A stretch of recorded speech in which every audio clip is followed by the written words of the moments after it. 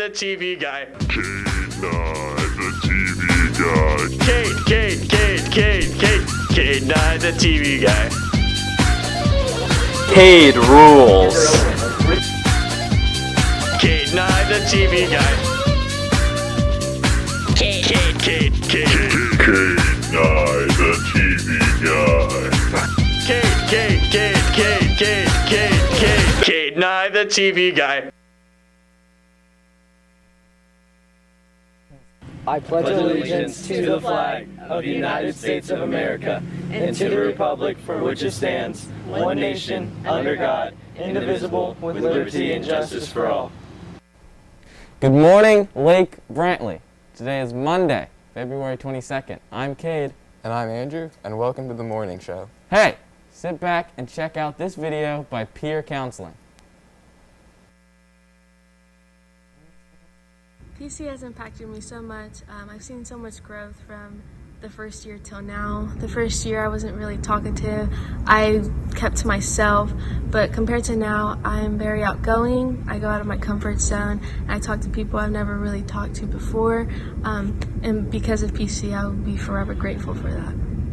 Peer counseling has brought me so much growth overall. I've learned to be kind to everyone because you never know what's going on in their life. I wish I could have taken PC since sophomore year because it has impacted me in a great way this senior year, and it's really an opportunity you can't miss out on because it's really fun. You learn a lot of stuff in this class.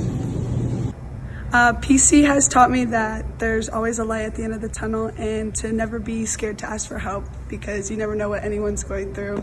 So yeah. PC has impacted me by allowing me to open up to more people and live a more stress-free life and focus on the happier things in life.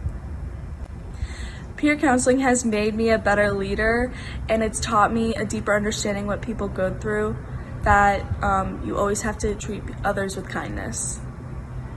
PC was a great class for anyone who doesn't feel like they have a safe place to go. It allows people to get comfortable with other people and just open up about things they wouldn't normally open up about. It's nice. PC has taught me so many things. It has taught me not to judge people without actually really getting to know them and just grow as a person. I never thought I would be who I am today if I didn't get to meet the people that I did meet in PC that helped me grow. You should really join PC. It's gonna make a difference in your life. You don't really have to talk, but just get to know the people around you and hear their story and be able to realize that other people are going through the same thing as you, and it's just a great experience, and it will be the best decision you'll ever make in your life. In peer counseling, I learned how important it is to listen to other people's stories. In peer counseling, I've learned that you're not the only one going through things and that you can help others and help yourself by listening to others. In my 3 years of peer counseling, I've learned to open up and let go. What does PC mean to you? Communication, comfort, trust, family, support, friendship. PC gives me a place where I can vent and get all the stress out of my chest. PC gives me a place where I can be myself and talk about things if I need to. PC has made me more open. It's made me more confident. It showed me that I'm not alone. As seniors, what are you going to miss about PC? Everything. A safe place to go. Miss Sam's. Come join our family! Amazing. By the way, the Science Honor Society is having a spirit night at the Chipotle on 436 on Wednesday the 24th. Further details are to come. Sounds great. Now let's go to sports.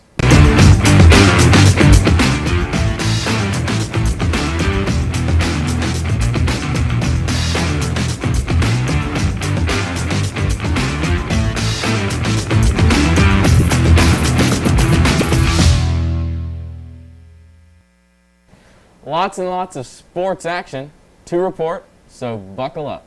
Wrestling results are in. Congrats to Chris Lebrecht, Tymel Isham, Kyle Shear, and Christian Maui for being crowned district champions. Awesome. Justice Pratt took second place, with Henry Poland and Kai Higgins placing third. All in all, the team finished in second place. Congrats.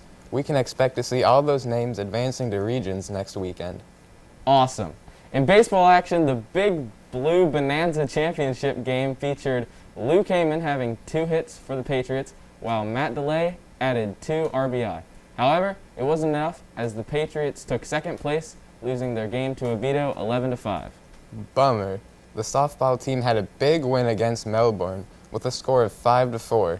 Kylie Strott had a double and 2 RBI, while Hannah Marine struck out with 7, securing the win. Boys water polo also saw some action, winning against Gainesville 19-8. Talon Papp had 11 saves for the Patriots. They also sunk Oviedo 25-7. Nicholas Edstrom had 10 goals for the Patriots. Girls water polo also did great, winning against Gainesville 22-6. Emma Morgan had 13 saves, 4 assists, and 3 steals. They also battled Oviedo and won 21-8. Lindsay Chessman had 8 goals for the Patriots. That's all for sports and for the news. So to close, we'd like to once again feature a Black History video. Please enjoy.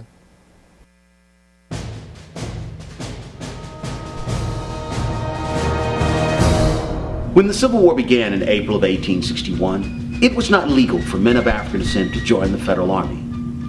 African Americans were serving in the Federal Navy, but they could not join the Federal Army. It was not until July 17, 1862, when Congress passed and President Lincoln signed into law the Militia Act, that African Americans were allowed to join the Federal Army. In 1862, regiments were organized in Kansas, South Carolina, and Louisiana. These regiments would be engaged in mostly small unit operations and engaged in combat in 1862. However, it was not until January 1, 1863, in the Emancipation Proclamation, that President Lincoln issued an order to his field commanders to receive men of African descent into all armed services of the United States. The Bureau of United States Colored Troops was established on May 22, 1863, with General Order 143. Active recruiting of African Americans began on a national scale in the South, in Union-occupied territories, and in the North. In the Western Theater, African Americans would fight in May of 1863 in the Battle of Port Hudson, the first major battle in which African American soldiers are engaged. In the Eastern Theater, African American soldiers would prove their mettle in the battle at Fort Wagner. The 54th Massachusetts would lead the assault, the failed Union assault on Fort Wagner.